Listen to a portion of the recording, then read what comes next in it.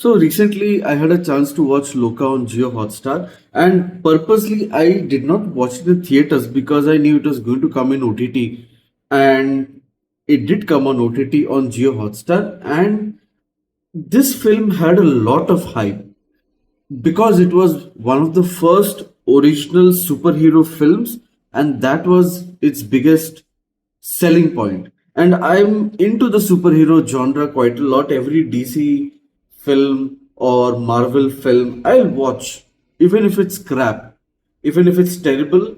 DC Marvel hardly make very good films out there. Yes, there are a few here and there, but I'm very familiar with superhero genre since, like a lot of us, I'm watching it since 2008 or even before that, right? From Superman, Batman, Iron Man, the entire MCU, DCU.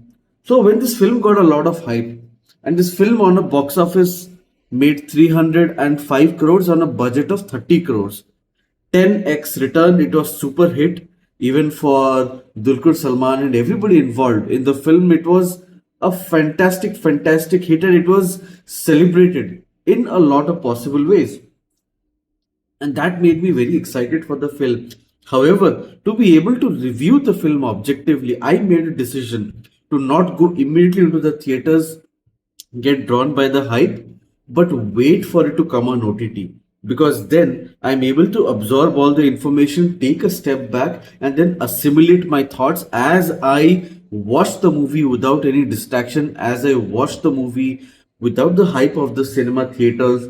And most importantly, as I watch the movie in a language I can understand, now I am not reviewing this movie from the perspective of the fact that I did not watch this movie in Malayalam, the original language. I don't understand Malayalam, so I saw it in Hindi, and I totally understand that in Hindi, you don't get the effect and gravitas of dialogues. What I'm going to talk about is the concept of the film, the visual effects, the production, and the ambition the makers had for the film. Right now, the film is not a bad film. I found it to be very much hyped, and I didn't understand why it was a lot of hype. It took me 2 days to finish the film. I saw the film in two installments. I started in the night, saw one part, and then next morning I saw the other half.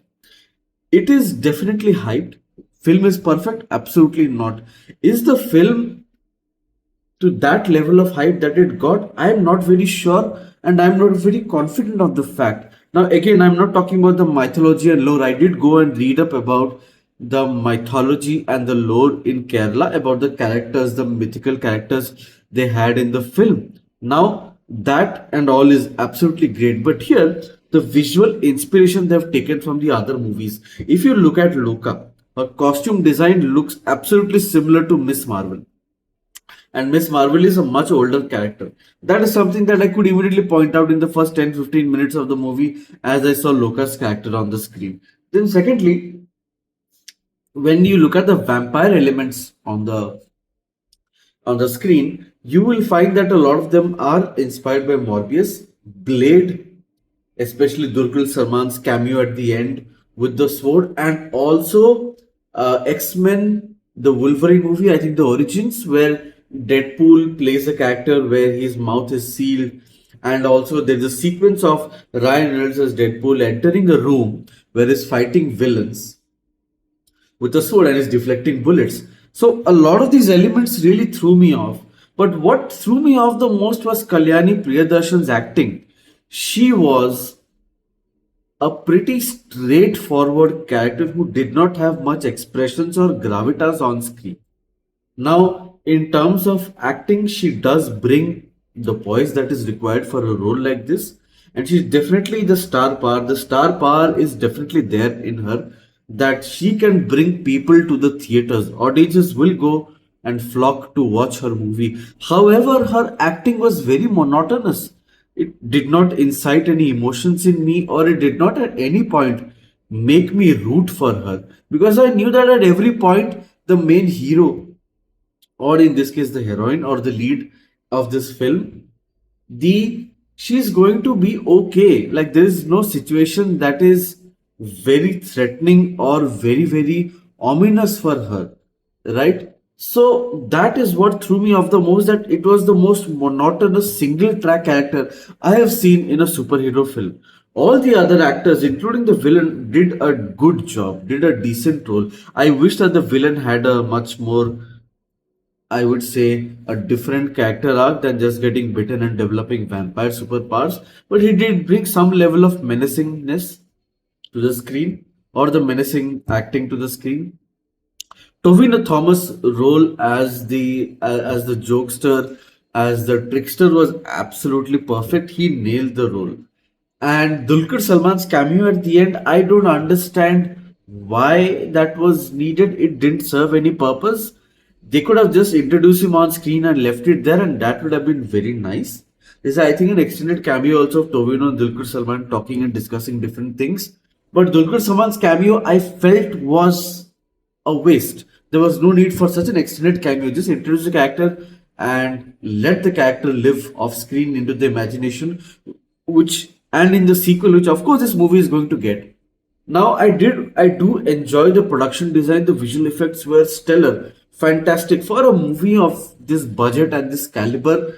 I'm so happy to see that how Malayalam cinema continues to push the barriers of filmmaking and cinema in India. Malayalam cinema is far above any other cinema out there in the country, any other cinema industry, Bollywood, Tollywood, any other regional cinema, for the budget and the story, and more importantly, for the courageous attempts they take in terms of script and storylines that they choose. It is absolutely fantastic. Hats off to this.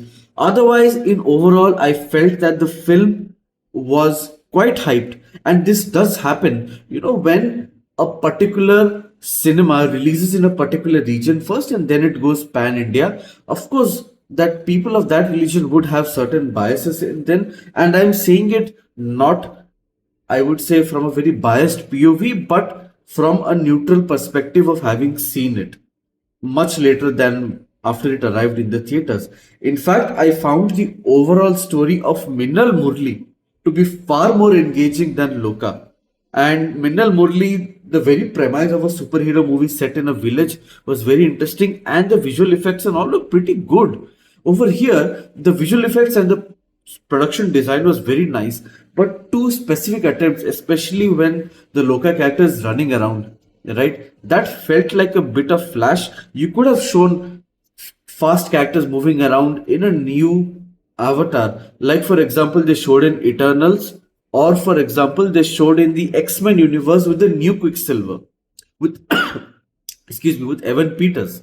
That was far more interesting. So that I felt could have worked. But by borrowing different superhero tropes from DCU, MCU, that really ticked me off, because I'm like, okay, you've attempted this script very bravely and you've done a stellar work, but please have some originality in terms of thinking, in terms of executing the stunts. The stunts also felt very lackadaisical, very boring, because the very fact that the slow motion action scenes really put me off, and that has become a staple of the Indian film industry overall. That in order to show the punches, that how they're landing and how they're impacting, you are showing action scenes very slowly, and that sort of tends to show the grandeur of the character on screen. That really ticked me off, and I didn't enjoy that so much. So broadly, this is it. I did not enjoy the movie as much as I was thought I would.